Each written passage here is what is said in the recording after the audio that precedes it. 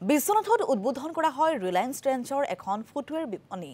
বিশ্বনাথ নগৰৰ অসম ৰাজ্যিক পৰিবহণ নিগমৰ বাছ আস্থানৰ সমীপত আজি আনুষ্ঠানিকভাৱে উদ্বোধন কৰা হয় ট্ৰেন্ডছৰ এই বিপণীখন আৰু য'ত উপলব্ধ হ'ব পুৰুষ মহিলা তথা শিশুৰ বিভিন্ন বিখ্যাত ব্ৰেণ্ডৰ জোতা আৰু চেণ্ডেল।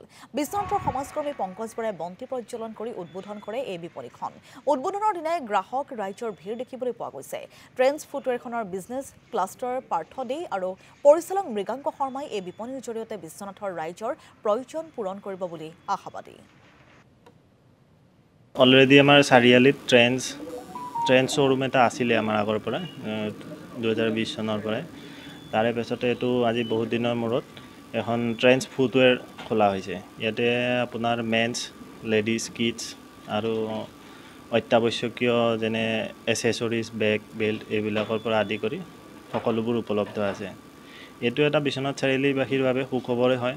ইয়াত আপোনাৰ ৰিলায়েন্সৰ নিজা ব্ৰেণ্ড আপোনাৰ চুমেন, ক্ৰিষ্টোফানো, লিকোপাৰ, তাৰোপৰি বুকাৰো আছে, পুমা আছে, তাৰপিছত লেডিজৰো তেনেকৈ কেটৱাক, চেনলি, লিকোপাৰ এইখিনি ব্ৰেণ্ড